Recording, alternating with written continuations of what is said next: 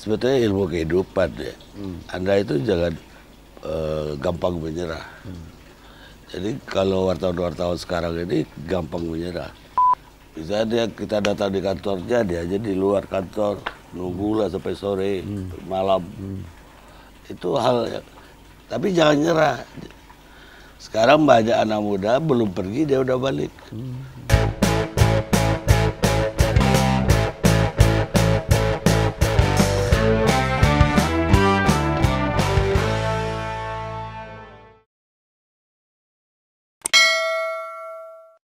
Assalamualaikum, alhamdulillah sampai juga. Pemirsa, ketemu lagi dengan saya di Bang Miing Punya Cerita. Hari ini saya akan ketemu Presiden.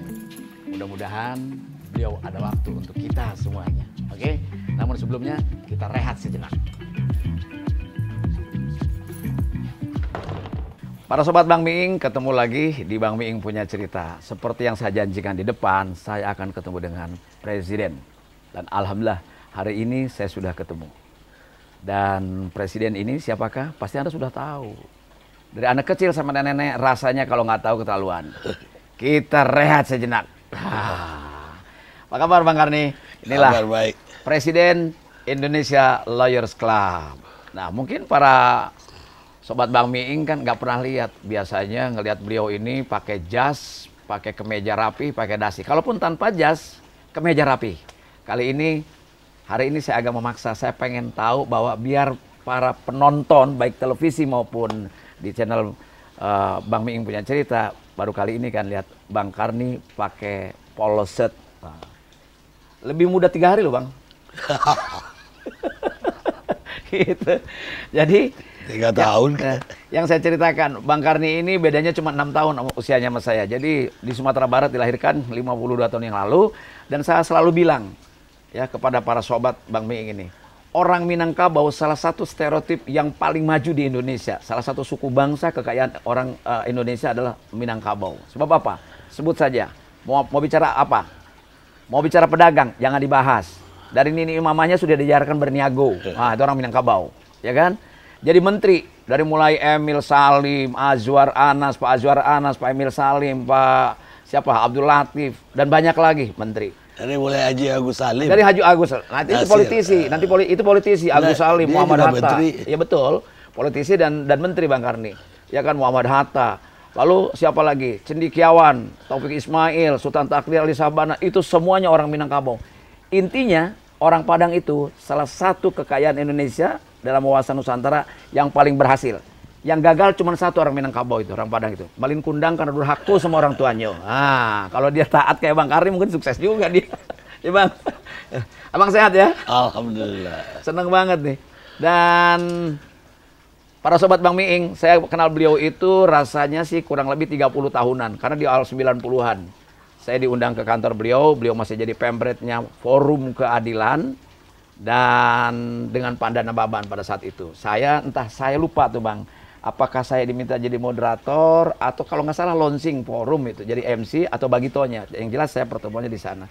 Nah Bang Karni sekarang saya tidak ingin bicara yang lain-lain dulu. Ini keadaan Bang Karni sehat ya? Suasana Bang sehat ya? Seger, yang saya bilang tadi, abang lebih muda kalau pakai polo shirt, minimal 3 hari lah. Iya. Dari usianya. Ngomong-ngomong, keluarga, anak-anak sehat semuanya? Sehat. Abang ini punya anak berapa sih? 3. 3 ya? Kalau nggak salah Renault ya? Renault. Helen. Romi. Romi, betul. Yang satu ahli finance kalau nggak salah, betul? Akunting, ya kan? Kemudian ahli hukum, ngikutin abang. Iya. Betul. Yang satu politisi nih, yang paling bungsu. Iya. Karena sekolahnya juga politik. Dan nulisnya bagus itu Romi. Anak abang kayak nurun ke abang. Wakil Sekjen sekarang. Wakil Sekjen di salah satu partai. Wah, mantap. Nah, Bang, gimana sih cara ngedidik abang ke anak-anak itu? Anak-anaknya baik-baik aja tuh, saya lihat. Cara ngedidik abang, apakah abang memaksakan pendidikan harus jadi apa? Oh enggak, bebas aja mau jadi apa, bebas. Mau masuk sekolah yang mana juga bebas. Bebas aja ya? Diantar juga enggak. Diantar juga enggak? Enggak, berangkat. Iya, karena abang waktu itu kan waktu masih muda, anak-anak kecil kan abang nggak punya waktu pasti buat keluarga. Wartawan kan 24 jam kerjanya. Ya itu waktu kecil. Atau dia mahasiswa juga nggak diantar. Nggak diantar? Ke Amerika, ke Inggris nggak diantar? Sendiri? Ibu yang ngantar. Oh, jadi anak-anak termasuk mandiri dong Bang? Ya harus mandiri. Iya. Kalau Abang kan cita-citanya udah jelas dari awal, tukang baca koran di tukang koran kan? Itu gimana sih ceritanya? Sampai jadi wartawan. Abang kan? Oh dari kecil itu betul saya itu udah cita-citanya nggak ada yang lain jadi wartawan. Jadi dari SMP mungkin gara-gara baca ya, banyak baca terus SMP SMA itu tujuannya untuk Mau jadi wartawan. Kenapa pilihannya profesi itu wartawan? Karena dari jiwanya senang jurnalistik atau senang literasi atau? Senang pertama senang menulis dulu ya. Terus yang kedua yaitu satu hari ada saudara-saudara dari Jakarta datang. Jadi kita naik andong di Jawa andong. Terus dia udah lebih tua, malah udah meninggal sekarang. Kamu kalau udah tamat mau kemana? Mau ke Jakarta. Mau ngapain kamu ke Jakarta?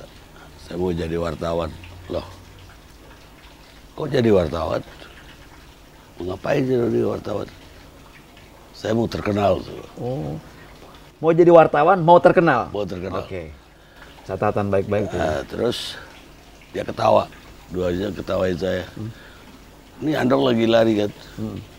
Kamu Dia kotoplak gitu. Abang ditanya tuh ya? Dia bilang, kamu tahan aja ini andong lagi lari ini. Bisa terkenal? Pasti terkenal. Jadi dia suruh andong lagi lari ditahan, abang terkenal gitu ya? Oh. Terus kalau ayahnya abang tuh profesinya apa? Ya saya itu wira swasta, apalah gitu loh. Berniaga lah? Enggak. Pedagang? Waktu itu Taylor itu kan paling top. Oh. Dia buka Taylor. Buka Taylor. Kalau bahasa Belanda bilang apa? Clear marker. Oh iya. Bapaknya abang nggak nyuruh, kamu jangan jadi wartawan, kamu jadi pedagang misalnya gitu? Enggak, dia terserah saya aja. Kan orang Minangkabau anak-anak disuruh berniaga, suruh berdagang gitu. Abang nggak dilarang, jadi seperti abang juga ke anak-anak ya? Dan saya juga udah dagang dari kecil.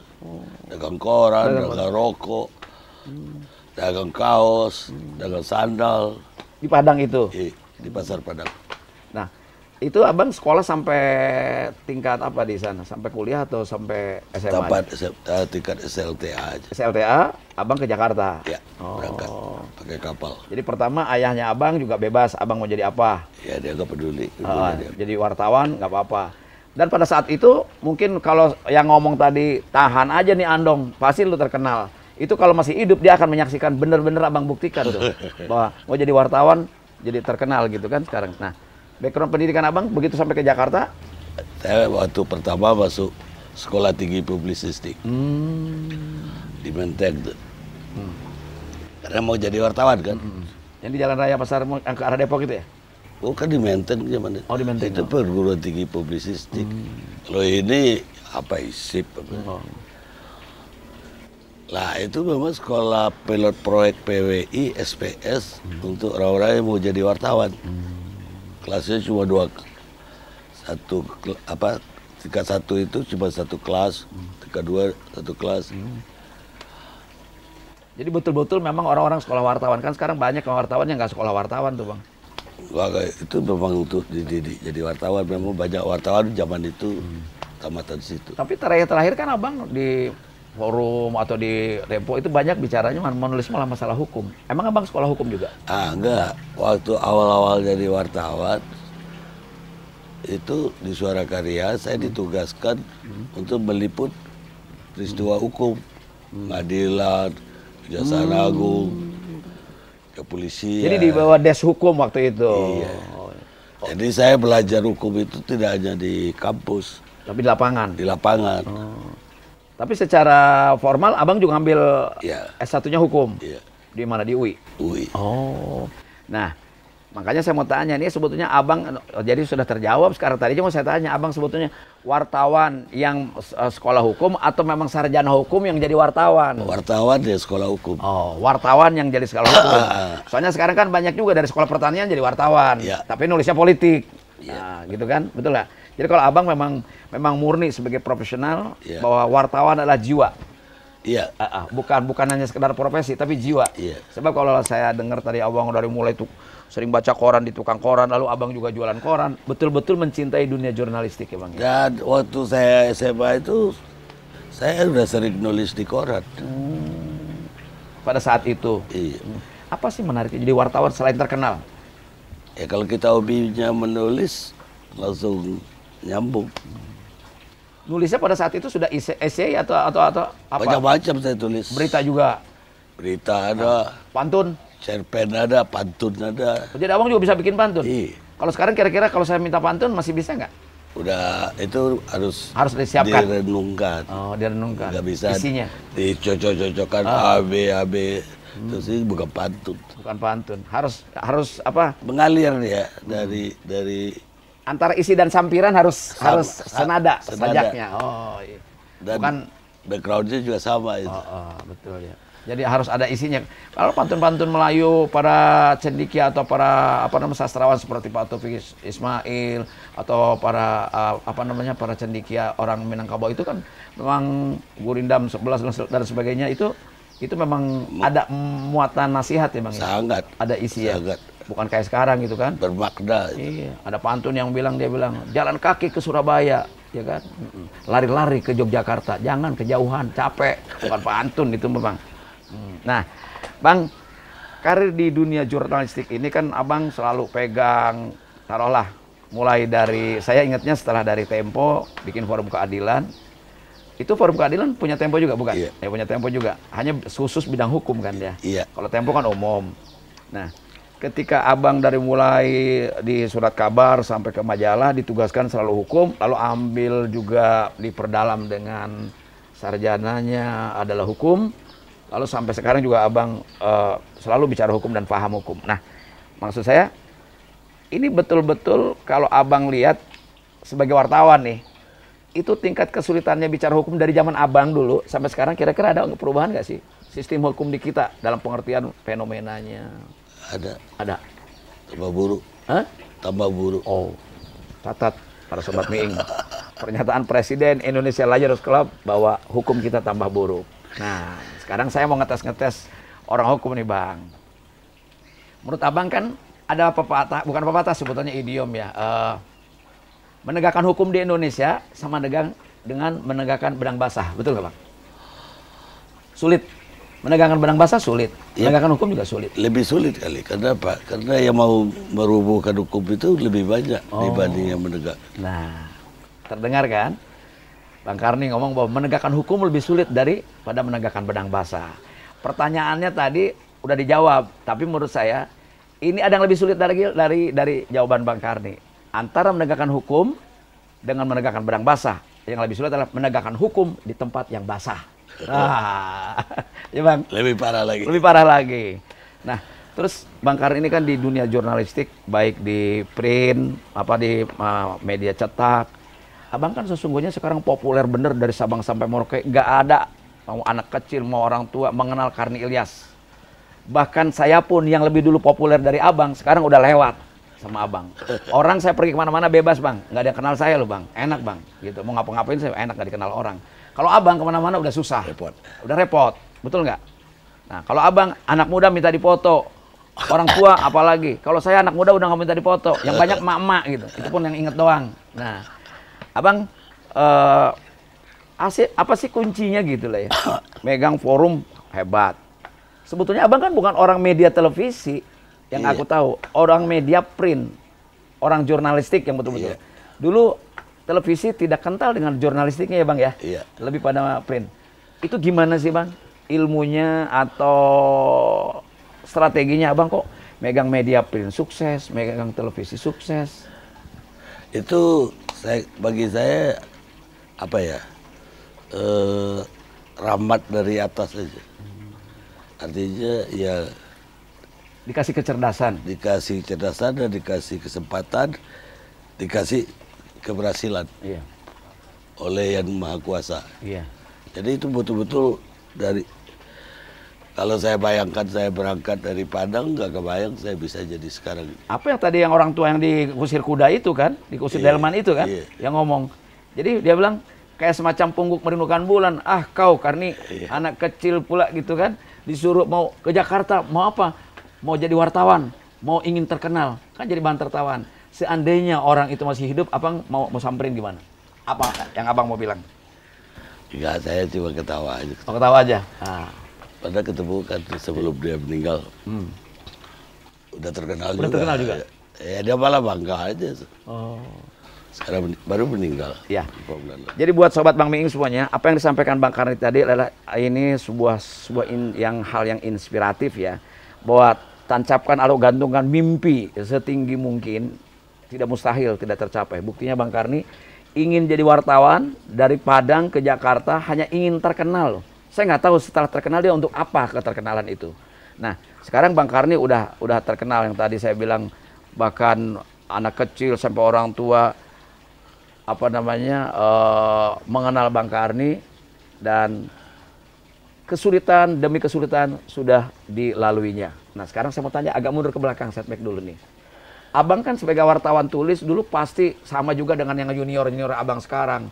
Gendong kamera, mungkin bawa buku kecil, ya kan, bawa bolpen, ngejar narasumber. Kadang narasumbernya sulit ditembus, entah itu jenderal pasti abang kan, entah itu menteri, entah itu politisi. Itu gimana cara mensiasatinya? Sementara tulisan abang tuh sangat banyak yang booming gitu. Ya kalau saya ilmunya sebetulnya ilmu kehidupan ya. Anda itu jangan gampang menyerah. Jadi kalau wartawan-wartawan sekarang ini gampang menyerah. Orang dia telepon aja tidak mengangkat. Udah nggak telepon lagi? Telepon lagi. Udah dapat belum? Belum Pak. Kenapa? Teleponnya nggak diangkat. Kita dulu nggak ada tepuk tangan. Harus datang. Harus datang. Dan kita tidak tahu jadwal dia ada di mana kan? Nggak tahu. Bisa kita datang di kantornya, dia aja di luar kantor. Nunggulah sampai sore, malam. Itu hal yang... Tapi jangan nyerah. Sekarang banyak anak muda belum pergi dia udah balik. Belum pergi dia udah balik. Udah. Iya. Kenapa itu? Kalau belum dapat juga susah itu Pak. Orangnya jarang di tempat. Dia belum pergi ke tempat. Belum pergi. Udah nyerah duluan. Dulu saya wajib. Wartawan saya juga zaman di forum segala wajib ketemu orangnya. Ke anak buah abang tekankan begitu? Iya. Kalau udah ketemu kamu ditolak, ya apa boleh buat. Tapi udah ketemu dulu. Harus ketemu dulu. Para sobat Bang Miing, jelas banget tadi. Satu bekal buat kita, terutama buat kaula muda lah, buat milenial yang panggilannya guys ya. Lu denger guys dari Bang Karni, jangan cepat menyerah guys, oke? Jangan belum berangkat udah balik, itu bukan main. Itu kata-kata dalam banget tuh guys ya, catat baik-baik. Ini Bang Karni dulu punya kesulitan yang bukan main. Sekarang anak-anak bahkan kadang-kadang nanya enggak naruh handphone atau tape recorder, terus dia nggak tahu apa yang ditanyakan temennya kan begitu. Dia begini. Ya begitu. Anak-anak gaya sekarang ya. Bang, abang kan dari beberapa kesulitan yang paling sulit menemui narasumber itu siapa? Di antara jenderal sebut aja, atau menteri atau siapa? Yang paling sulit menemui, tapi ketemu juga akhirnya itu Kartika Tahir. Kartika Tahir. Karena dia kan kayak buron, lari.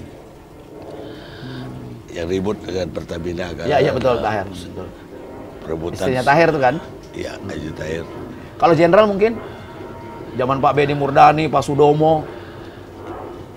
Domo susah juga, tapi saya tungguin dia matahari belum terbit di kantornya. Matahari belum terbit, abang udah nongkrong? Iya.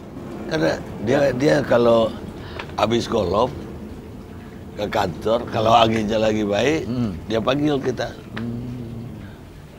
Gitu. Lah kalau ada datang siang, udah bererot orang. Gak bakalan ada diterima.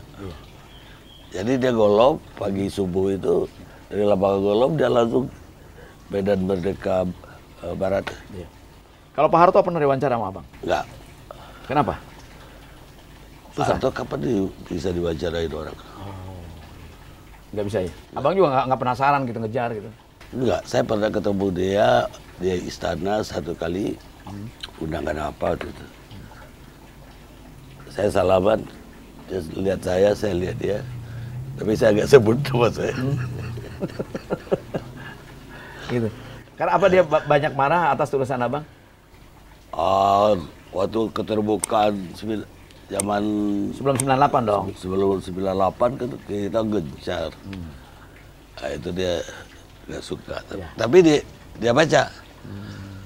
Jadi menurut Sapri Samsudin segala macam itu kalau dia ke kamar tidur siang itu Baca. dia baca forum. Iya. Bang, balik lagi ke belakang sedikit. Kan cita-cita abang pengen jadi wartawan. Apakah ini salah satu manfaatnya abang bisa membangun network yang begitu besar, terutama di kalangan elit gitu, sebagai wartawan? Jalannya menjadi wartawan. Menurut abang gimana? Dengan sendirinya ketika Anda jadi wartawan dan berhasil, itu juga network akan terbuka. Jadi ada wartawan yang pemalas, namanya Kodamar, Kodamar, komando dalam kamar. komando dalam kamar, itu wartawan malas. Iya deh, jadi favorite tapi malas. Terus abang yang menjadi kebanggaan, yang fenomenal lah, yang liputan abang tuh yang paling fenomenal ketika di print atau di majalah atau di koran atau di televisi apa tuh bang? Lah si Kartika yang saya Kartika cerita itu? tadi meledak Ya, itu. betul, memang. Karena aja saya, kemudian ya mafia hukum. Bagaimana dulu itu saya bisa ungkapkan hakim-hakim yang belum Itu kan peristiwa Pertamina Gate zaman dulu itu bang ya? setelah Pertamina. Setelah Pertamina ya? Ada 4 hakim waktu itu dicopot di Jakarta Pusat. Ya. Itu gimana caranya abang bisa bisa mewawancarai dia dan sampai meledak gitu? Saya udah teman dengan dia dari lama dengan semuanya itu. Jadi kuncinya berteman juga. Ada teman juga saya dengan Menteri Kehakiman waktu itu, almarhum Bujono. Oh. Saya temani sampai tengah-tengah malam dia kerja tuh. Ya. Di kantornya. Di kantornya ditungguin. Nah inilah barangkali bang ya bedanya wartawan dulu dengan sekarang itu abang lebih tekun, lebih sabar, lebih terus nggak putus asa ya di dalam hunting atau mengejar berita kayak Iya. gitu. Ya mana ada wartawan sekarang mau nungguin orang sampai jam 1 malam, 2 malam. Saya ngobrol dengan dia. Ya. Sambil dia kerja. Ya. Jadi para sobat Bang Miing, ternyata Bang Kardi bukannya sekedar seorang jurnalis, akan tetapi dia juga punya kesadaran terhadap dirinya bahwa PR atau public relation atau hubungan dengan orang lain itu menjadi dijaga sehingga itu menjadi aset tersendiri ya Bang ya. Iya. Abang pasti akan menghadapi tingkat kesulitan tertentu apabila Abang nggak kenal orang juga kan? Oh iya pastilah. Pasti situ. Nah itu dilakukan nggak sih sama wartawan-wartawan sekarang itu Bang? Susah saya ngajaknya begitu. Begitu. Semangatnya beda. Apa ya? Effort atau itu kurang sekarang. Apa nggak punya Daya juang. spirit daya juang ya? Nah bang, abangnya kelihatan seger terus ya. Walaupun capek, lelah kelihatan kan abang mimpin televisi, ya harus menyiapkan berita dalam pengertian memilih yang mana yang akan ditampilkan dalam ILC gitu. Olahraganya apa? Sekarang udah nggak ada olahraga saya. Olahraga. Iya. Dan abang udah terkenal sekarang. Saya mau tanya nih, abang kan terkenal jurnalistik, tukang nulis dan tulisannya bagus. Dan buat para sobat Bang Miing, ya, ada orang yang tulisannya bagus, tapi ketika diajak bicara tidak enak. Bang Karni sesungguhnya diajak bicara juga nggak enak, capek kita nunggunya. Akan tetapi Bang Karni begitu populernya, selain dia print majalah print, tapi juga begitu pegang televisi, walaupun bukan televisi tapi berhasil. Itu gimana sih tekniknya Bang? Abang kan, pemirsa kita rehat sejenak, kan capek nungguin abang dari awal tuh kita. Tapi kesini abang populer gitu loh. Itu anugerah tadi. Anugerah. Ya kan? Kalau nggak salah, ILC saja sudah 12 tahun. Dan awardnya saja sudah bererot gitu. Belakang. Nggak nyangka. Saya aja yang puluhan tahun di televisi, saya nggak pernah ada yang hargain tuh, nggak pernah dapat award. Itu anugerah tuh Bang ya? Anugerah dari atas. Oke. Nah, Rezeki Tuhan. rezeki Tuhan. Ya. Jadi, apa yang disampaikan Bang Karni ketika kecil mau jadi orang terkenal dari wartawan, saya kira ini adalah hikmahnya untuk diambil oleh kita anak-anak muda, bahwa terus gantungkan dan tancapkan, tapi tetap ikhtiar ya Bang ya. Apa? Ikhtiar kan? Nggak ada. Kata Napoleon Bonaparte, hidup itu perjuangan. Siapa yang tidak berani berjuang tidak berhak untuk hidup. Siapa yang tidak mau berjuang, tidak berhak untuk hidup. Dahsyat. Sama juga mayat hidup tuh. Catat tuh baik-baik deh, para sobat Bang Miing. Nah, sekarang kita... Kata Quran Pak, innallaha la yughayyiru ma biqaumin Ya. hatta yughayyiru ma bi anfusihim. Mantap. Kali ini tidak menyitir dari politisi atau filosof Yunani lagi sekarang di Al-Quran. Keren. Baru saya mau tanyain, abang kalau ini wartawan Amerika, politisi Amerika, Yunani, abang nggak pernah nyetir Quran atau hadis? Ada. Tapi lebih banyak kan Yunani.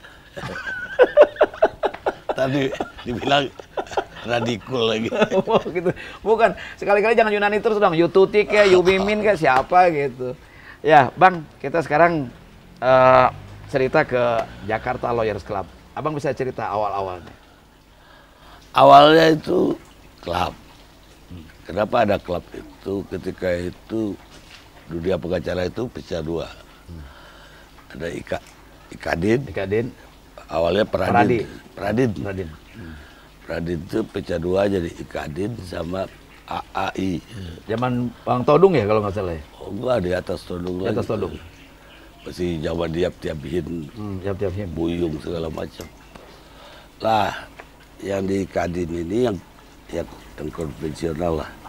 Yang di AAI lebih banyak yang muda-muda. Zaman itu ya. Sekarang juga udah tua.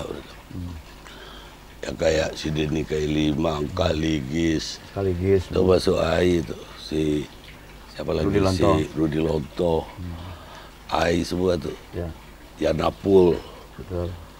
Ketuanya Luhut kan Pangaribuan. di Jemaat. Apa? Luhut Pangaribuan. Luhut Ikadin. Kadin. Lah, mereka itu sampai musuh aja berkelahi fisik di Horizon, Hotel Horizon. Ya. Zaman yang Apol ya, main pukul-pukulan itu ya. Ya, terus sampai nggak teguran. Saya ambil inisiatif untuk menyatukan mereka. Jadi nggak usah organisasi formal, klub. Jakarta Lawyers Club. Jakarta Lawyers Club. Abang cerita dong. Saya undang rapat di kantor. Sepakat. Ketuanya Mulia Lubis awalnya. Terus yang saya kumpulin Mulia Lubis, Amir Samsudin, si Luhut Pangaribuan. Saya ambil dari kampus Herman Raja Gugu. Ya. Terus dari PAI, Rudi Lonto, Denny Kailimang, Otto Kaligis, apa lagi? Saya gabungkan jadi Jakarta Lawyers.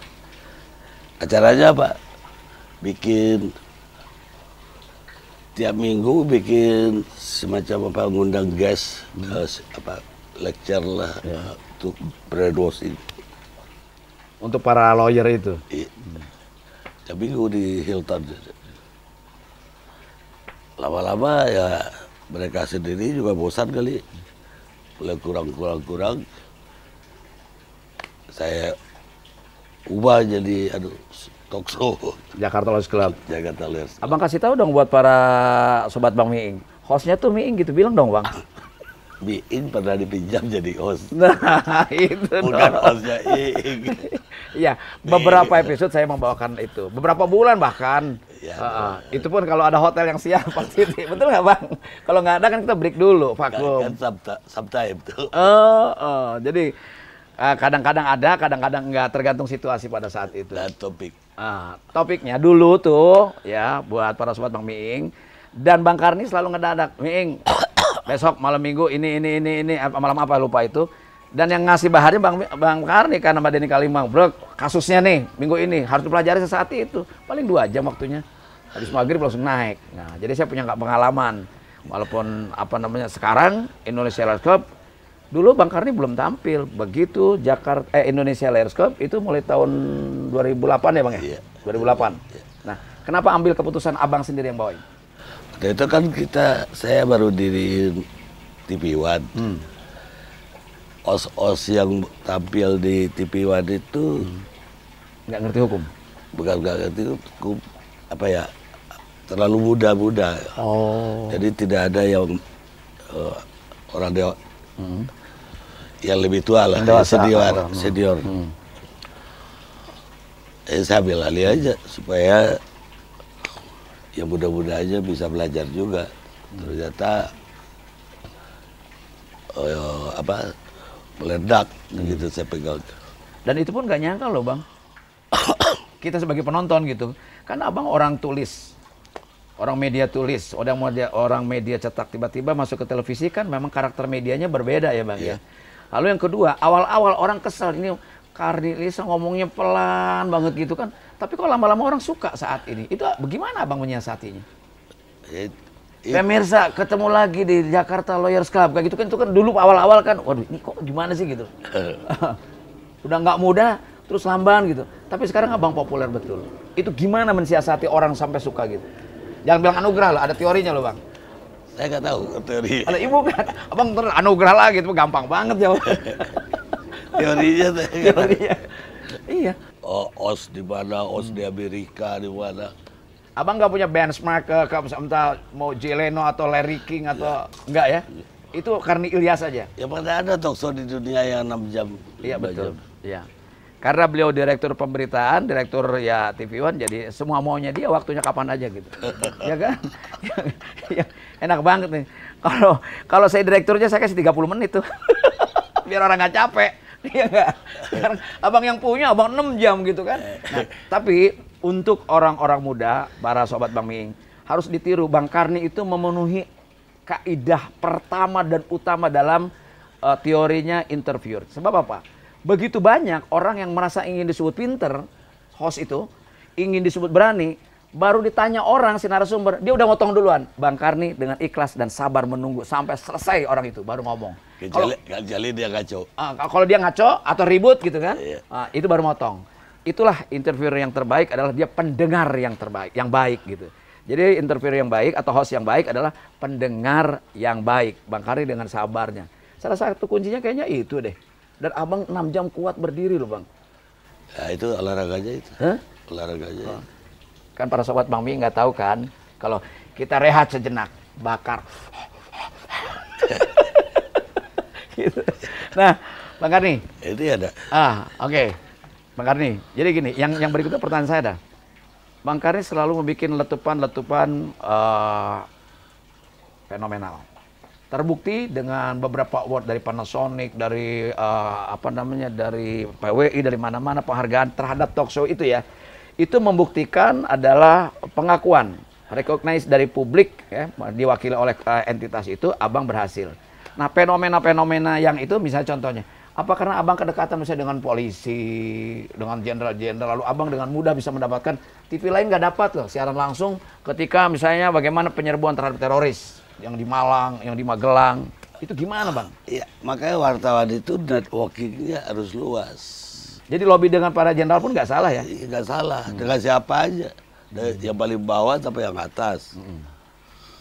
Justru kalau bagi-bagi itu nggak benar. Yang atas aja, yang bawah nggak. Nggak benar juga. Informasi lebih banyak di bawah. Iya. Karena kita kan penonton tuh tegang loh Bang. Waktu kalau nggak salah di Magelang atau di mana Jawa Tengah satu. Lalu di Malang, waktu siapa? Dr. Azari atau siapa? Dr. Azari. Itu abang turun sendiri kan waktu itu. Nah, itu gimana? Abang bisa cerita nggak? Sampai ambil keputusan, gue turun sendiri menurut Abang, lalu ini perlu dipublikasikan. Apakah perlu di live, di siaran langsung kayak gitu? Menarik kan? Menarik. Iya memang menarik. Ya, makanya perlu. Iya. Oh perlu, oke. Ceritanya gimana sampai diputuskan live gitu? Ya, karena menarik saya putuskan live. Polisinya nggak keberatan juga? Ya, nyatanya juga. Iya. Kan kalau di Jawa Tengah kan ternyata yang di dalam itu bukan teroris gitu, ketahuan nggak waktu itu? Teroris, tapi bukan Nurdin Top. Oh. Salah orang. Bukan salah orang. Beda orang. Komplotannya. Komplotannya lain, tapi tetap teroris ya Bang? Iya, justru itu polisi kira Nurdin juga ada dalam rumah itu. Gitu. Nah, Bang, sekarang dari perjalanan ini Abang sudah berhasil mendidik anak-anak, ya berhasil lah 3 orang, sudah keluar rumah semuanya, tinggal Abang doang berdua sama ibu ya, sama istri maksudnya. Yang kedua, Abang pegang televisi pun sudah berhasil juga. Yang belum, yang masih ada obsesi Abang apa sih? Ya, saya rasanya kurang berhasil untuk melahirkan Karni Ilyas lagi. Gitu. Oh, dari sisi wartawan. Iya. Oke. Intermezzonya buat para sobat Bang Miing, Bang Karni ini dulu pertama-tama masih muda, anak-anaknya masih kecil. Saya dapat bocoran, dia tinggal di Depok, di sebuah perumahan lah. Lalu kalau nggak salah bulan puasa diajak sama anaknya yang paling besar, Reynold itu, untuk bakar petasan. Bang Karni yang bakar di bak sampah katanya. Mungkin dia juga udah lupa kali, gitu ya kan. Bakar begitu meleduk, tetangga keluar, dia yang ngacir lalu ngumpet, anaknya ditinggalin. Itu bapak nggak bertanggung jawab tuh, dia yang bakar, dia yang pergi. Karena kalau tahu nama tetangga kan nggak enak, masa Karni Ilyas bakar petasan. Masih inget nggak bang? Masih inget nggak? Bukan dari Romi, bukan. Ingat ya? Lupa tuh. Pokoknya abang sama Reynold sama anak-anak cowoknya ini bakar petasan di bak sampah. Begitu petasan meledak, orang tetangganya yang dekat rumahnya itu depan itu keluar. Abangnya ngacir ngumpet di dalam karena nggak enak. Terus abang ini kan orang yang sangat demokratis. Anak-anak boleh milih sekolah apa aja gitu kan. Nah tapi ada satu hal katanya. Kalau hari Minggu itu atau malam Minggu, abang otoriter keluar. Anak-anak karena nggak punya waktu kan abang kan. 24 jam di luar, anak-anak jalan bareng-bareng. Makan malam wajib sama Bang Karni, betul? Iya saja, nggak wajib. Ada ajakan, tapi diajak makan malam pun abang tetap kerja, ngobrol sama Bang Goris, sama yang lain. Betul ya? Yeah. Nah, kita ketahuan. Ternyata Bang Karni juga, walaupun presiden ILC, dia juga manusia. Ya, buat para sobat Bang Miing. Nah sekarang di ujung-ujungnya saya kepengen sebagai orang Minangkabau kayak orang-orang. Abang kan namanya Karni Ilyas atau KI, itu sudah sebuah brand sendiri loh bang. Bang Karni gitu ya, atau Bang One gitu. Itu kan brand sendiri. Abang nggak sayang itu akan hanya dikenal sebagai ya orang populer, jurnalistik, nggak dimanfaatkan untuk bisnis lain. Misalnya nih sebagai orang Minang, kalau saya nih bikin Uda Miing, restoran Padang misalnya, abang gimana? Ada kepikir. Ada? Tapi nggak ada waktu. Oh nggak ada waktu. Ya nggak usah abang lah. Abang cuma nama doang. Nah, kalau boleh saya yang bikin, abang pakai nama abang kan nggak apa-apa. Kalau misalnya rumah makan Padang Miing, orang nggak percaya Miing orang Betawi gitu. Tapi kalau rumah makan Padang Bang Karni Ilyas, waduh itu orang nonton bareng ILC kita di situ. Iya kan? Gitu. Ya bang, mudah-mudahan abang sehat-sehat selalu dan saya bisa ketemu abang, senang sekali. Dan buat apa namanya, buat para teman sekalian, buat para sobat Bang Miing, ada satu yang ketinggalan sama saya. Saya itu saya bilang bersahabat sama Bang Karni, itu kita dulu punya jamaah Pikok, ya abang masih ingat kan? Jadi Bang Karni, ada Suryo Pratomo yang sekarang duta besar di Singapura, lalu Iksanuddin Nursi, Timbo Siahaan, ya kan teman-teman kita nongkrong, Pak Cahyo Kumolo, Adang Ruyatna. Nah terus kita kalau malam itu olahraganya apa sambil ngobrol? Politik, ngobrol hukum, itu main biliar. Nah, dan saya sering kali berlawanan ketemu dengan Bang Karni. Nah, kalau saya mau pulang agak pagian, walaupun saya nggak lebih pintar dari Bang Karni, tapi sekali-kali saya menang. Kalau mau saya pulang agak sorean, saya harus kalah. Tapi kalau saya mau begadang bareng, itu harus menang. Kalau Bang Karni kalah, kita nggak bisa pulang. Kapan terakhir main biliar? Oh, udah lama. Udah lama. Berarti bareng sama saya dong. Enggak juga kali, ada kan enggak, bukan member tetap kan. Bukan. Iya, tapi kan saya juga bukan pemain biliar. Karena abang aja main biliar. Makanya ada. Tapi abang masih main kemarin-kemarin ini? Oh enggak. Udah enggak? Udah lama. Golf main? Enggak juga. Enggak juga? Oh itu saya buang waktu. Oh, buang waktu ya? Bisa 11 jam. Jadi buat abang buang waktu ya? Jadi abang... Enggak mungkin wartawan main golf itu. Bukan kan abang kategorinya walaupun wartawan, tapi kan udah beda. Artinya relasinya sudah main golf semua. Ya, artinya dari muda dia udah main golf kan. Okay. Jadi tidak perlu lobby di lapangan golf buat untuk ukuran Bang Karni ya? Ada lebih lapangan golf paling ketemu satu orang. Betul, berdua terus, betul. Satu flight. Kalau jadi wartawan di mana saja di dan mana saja. Oke.